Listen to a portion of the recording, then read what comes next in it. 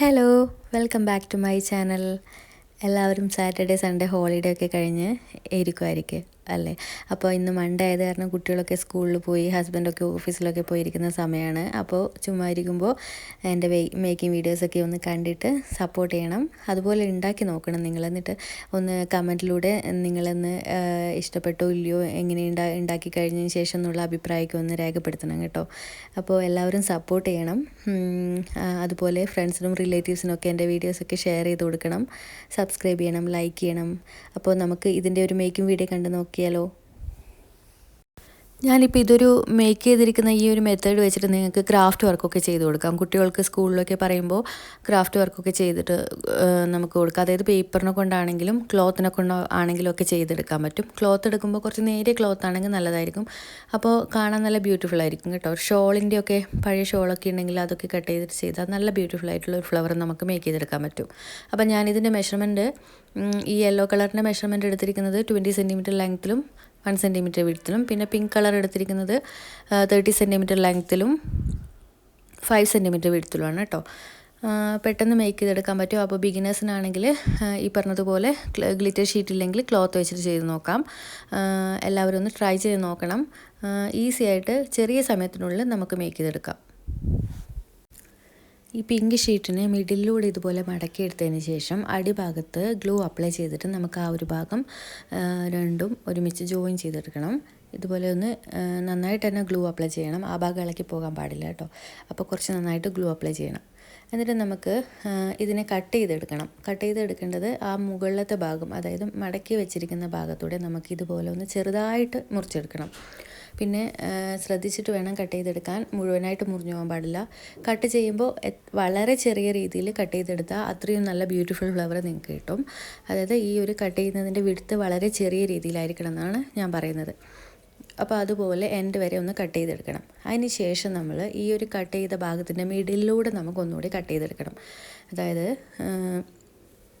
ഈ ഒരു മുകൾ ഭാഗത്തൂടെ നമുക്ക് ഞാൻ ചെയ്യുന്നത് പോലെ ഒന്ന് നിങ്ങൾ എൻഡ് വരെ ഒന്ന് ചെയ്തെടുക്കണം. അതും ശ്രദ്ധിച്ചിട്ട് വേണം ചെയ്യാൻ. എല്ലാം ഒരേ ലെവലിൽ വേണ്ട വിധത്തിൽ വേണം ചെയ്തെടുക്കാൻ. മുകളിലത്തെ ഭാഗം ഒരേ ലെവലിലായിരിക്കണം. അപ്പോൾ എൻഡ് വരെ ഇതുപോലെ ചെയ്യും. പിങ്ക് ഷീറ്റ് കട്ട് ചെയ്തെടുത്തിട്ടുണ്ട്. ഇനി നമുക്ക് യെല്ലോ ഷീറ്റ് കട്ട് ചെയ്തെടുക്കണം. അത് പിന്നെ മടക്കേണ്ട ആവശ്യമൊന്നുമില്ല, ജസ്റ്റ് ഒന്ന് കട്ട് ചെയ്താൽ മാത്രം മതി. അപ്പോൾ കട്ട് ചെയ്യുമ്പോൾ ചെറിയ രീതിയിൽ വരുന്ന രീതിയിൽ വേണം കട്ട് ചെയ്യാൻ.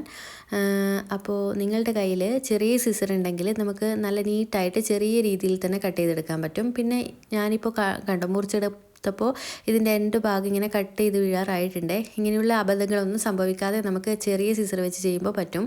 ഞാനിപ്പോൾ വലിയ സിസർ എടുത്ത് ധൃതി വെട്ട് ചെയ്തപ്പോഴാണ് ഇങ്ങനെയുള്ള അബദ്ധങ്ങളൊക്കെ സംഭവിച്ചത്. അപ്പോൾ നിങ്ങൾ സൂക്ഷിച്ച് വേണം ചെയ്യാൻ. അയൺ ബോക്സിൻ്റെ മുകളിൽ വെച്ചിട്ട് ചെറുതായിട്ടൊന്ന് ഹീറ്റ് ചെയ്തെടുക്കണം. അപ്പോൾ അധികം ഹീറ്റൊന്നും കൊടുക്കാൻ പാടില്ല, ചെറിയ രീതിയിൽ മതി കേട്ടോ.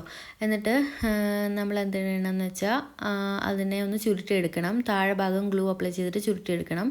ഇതിപ്പോൾ അയൺ ബോക്സിൻ്റെ മുകളിൽ വെച്ചത് കാരണം നമുക്കൊരു സോഫ്റ്റ് ആയിട്ട് കിട്ടിയിട്ടുണ്ട് കേട്ടോ. അപ്പോൾ മേക്ക് ചെയ്തെടുത്ത് കഴിയുമ്പോഴും നല്ലൊരു ഭംഗി ഉണ്ടാവും, ഒരു പെർഫെക്ഷൻ കിട്ടും. അതായത് ഒരു നല്ല വിടർന്നിരിക്കുന്ന പോലെ തോന്നും നമുക്ക്. അപ്പോൾ ഇനി നമുക്ക് ഈ ഒരു യെല്ലോ ഷീറ്റിനെ പിങ്ക് ഷീറ്റിൻ്റെ ഉള്ളിൽ വെച്ചിട്ട് ഒന്നുകൂടി മടക്കിയെടുക്കണം. അതിന് മുന്നേ താഴെ കുറച്ച് ഗ്ലൂ അപ്ലൈ ചെയ്തിട്ട് വേണം മടക്കിയെടുക്കാൻ. അപ്പോൾ നമുക്ക് ഈ ഒരു മെത്തേഡ് ക്രാഫ്റ്റ് വർക്കൊക്കെ സ്കൂളിലൊക്കെ കുട്ടികൾക്ക് വേണമെങ്കിൽ ചെയ്ത് കൊടുക്കാം. അതുപോലെ ക്രാഫ്റ്റിംഗ് ഇഷ്ടപ്പെടുന്നവർക്കൊക്കെ ഒന്ന് ചെയ്ത് കഴിയുമ്പോൾ നമുക്കൊരു നല്ലൊരു ഹാപ്പിനെസ് കിട്ടും, നല്ലൊരു ഫ്ലവർ ആയിട്ട് കിട്ടുമ്പോൾ കേട്ടോ. അപ്പോൾ നിങ്ങൾക്ക് അങ്ങനെയുള്ള താല്പര്യമുള്ളവർക്കൊക്കെ ഇതുപോലെ ഒന്ന് ചെയ്തെടുക്കുമ്പോൾ എന്താണെന്നറിയില്ല, നല്ലൊരു ഹാപ്പിനെസ് കിട്ടും. എനിക്ക് ഭയങ്കരമായിട്ട് ഇഷ്ടപ്പെട്ടു ഈ ഒരു ഫ്ലവർ. നല്ലൊരു സൺഫ്ലവറൊക്കെ പോലെയുണ്ട് കാണാൻ, ഡിഫറെൻറ്റ് കളറിലൊക്കെ ഇനി നമ്മൾ ഈ ഒരു അടിഭാഗത്തിൻ്റെ കറക്റ്റ് ഷേപ്പിൽ ഞാനൊരു ഫെൽറ്റ് ഷീറ്റ് കട്ട് ചെയ്തെടുത്തിട്ടുണ്ട്. എന്നിട്ട് അതിൻ്റെ അടിയിലൊന്ന് ഒട്ടിച്ചെടുക്കണം. അതിനുശേഷം നമുക്ക് മെറ്റൽ ഹെയർ ബാൻഡാണ് ഞാൻ എടുത്തത്. അപ്പോൾ അതിന് നമുക്കൊരു സാറ്റിൻ റിബണ് ചുറ്റിയെടുക്കണം. അപ്പോൾ എങ്ങനെയാണ് ഒരു സാറ്റിൻ റിബണ് ഒരു ഹെയർ ബാൻഡിനെ കവർ ചെയ്തെടുക്കുന്നത് എന്നുള്ളതൊക്കെ ഞാൻ മുന്നിൽ വേറൊരു വീഡിയോയിൽ എക്സ്പ്ലെയിൻ ചെയ്തിട്ട് കാണിച്ചിട്ടുണ്ട്. അപ്പോൾ ഞാനത് വേണമെങ്കിൽ ഡിസ്ക്രിപ്ഷൻ ബോക്സിൽ ഇടാം കേട്ടോ. അപ്പോൾ ഇതിൽ ഞാനിപ്പോൾ എത്രയാണ് ലെങ്ത്ത് എടുത്തതെന്ന് വെച്ചാൽ ഈ ഒരു ഹെയർ ബാൻഡിൻ്റെ ലെങ്ത്ത് വരുന്നത് 15 സെൻറ്റിമീറ്ററാണ്. അപ്പോൾ അതിൻ്റെ ഡബിള് പ്ലസ് എക്സ്ട്രാ 15 സെൻറ്റിമീറ്റർ, അതായത് 30 സെൻറ്റിമീറ്റർ പ്ലസ് 15 സെൻറ്റിമീറ്റർ. അപ്പോൾ 45 സെൻറ്റിമീറ്ററാണ് ഞാൻ ടോട്ടൽ സാറ്റിൻ റിബണിൻ്റെ ലെങ്ത് എടുത്തിട്ടുള്ളത്.